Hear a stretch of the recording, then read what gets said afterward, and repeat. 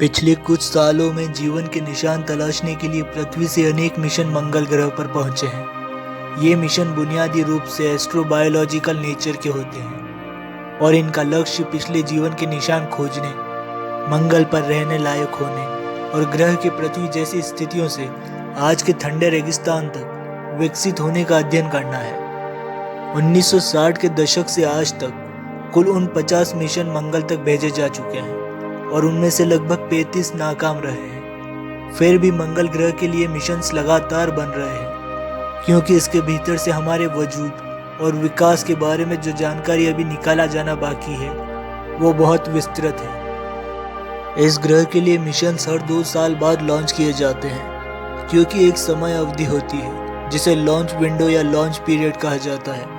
Launch किए जाने के बाद ये मिशंस कुछ महीने बाद मंगल पर उतरते हैं। तो चलिए अब जान लेते हैं मंगल ग्रह के बारे में कुछ जानकारी। मंगल को भेजे जाने वाले मिशंस आमतौर पर भूवैज्ञानिक नेचर के होते हैं। इसका कारण ये माना जाता है कि इस ग्रह में पृथ्वी जैसी ही स्थितियां रही है, जिसका मतलब है कि ये कभी अतीत में अरबों सालों पहले जीवन के रहने लायक रहा होगा। इसके अलावा चूंकि प्लेनेट के इतिहास में प्लेट टेक्टोनिक्स ने बहुत पहले ही हरकत करना बंद कर दिया था, इसलिए मंगल की सतह का 2/3 हिस्सा 3.5 अरब साल से भी पुराना है। इस प्रकार मंगल के अंदर प्रीबायोटिक कंडीशन या जीवन के विकास से पहले की स्थितियों के सबूत मौजूद हो सकते हैं, भले ही वहां जीवन विकसित हुआ हो या नहीं। ये विशेष रूप से अहम है। अगर आप देखें, मंगल भूवैज्ञानिक रूप से पृथ्वी से पुराना है, हालांकि दोनों ग्रह एक ही पदार्थ से बने थे और एक दूसरे के करीब भी थे।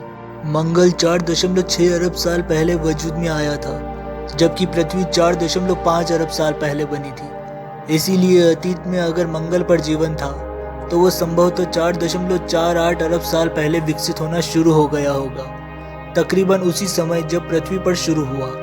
हालांकि जमीन पर जीवन के प्रत्यक्ष प्रमाण केवल 3.7 अरब साल पहले के ही हैं। आज मंगल एक ठंडा सूखा रेगिस्तान है जिसका औसत सतह तापमान -63 डिग्री सेल्सियस है और जो सूरज के रेडिएशन में नहाया हुआ है, चूंकि उसका अपना कोई वातावरण नहीं है।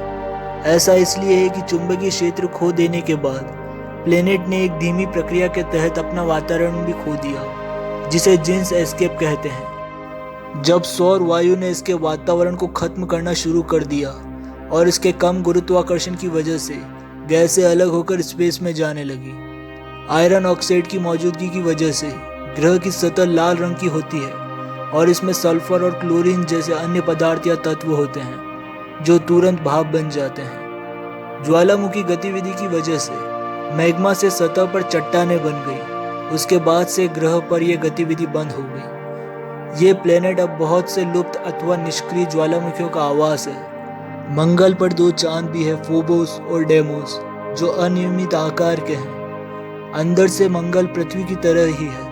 इसके अंदर के हिस्से अलग अलग हैं, जिसका मतलब है कि एक केंद्रीय भाग, एक आवरण और एक ऊपरी सतह है। केंद्रीय भाग यानी कोर आयरन और निकल से बना है और कम से कम एक बाहरी कोर है जो तरल है।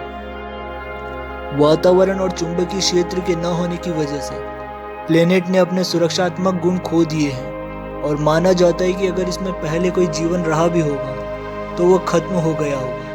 लेकिन एक बहुत दूर की संभावना हो सकती है कि सतह के नीचे के पानी या झीलों में काफी नीचे की ओर सूक्ष्म जीवन मौजूद हो सकता है। चूंकि मंगल की सतह पर वायुमंडलीय दबाव पृथ्वी के दबाव का सिर्फ 1% है, इसलिए इसकी सतह पर पानी तरल रूप में नहीं रह सकता। लेकिन साल के सबसे गर्म महीनों में कुछ क्षेत्रों में खारा पानी बहता है, चूंकि वो पानी के फ्रीजिंग पॉइंट के नीचे भी लिक्विड स्टेट में रह सकता है।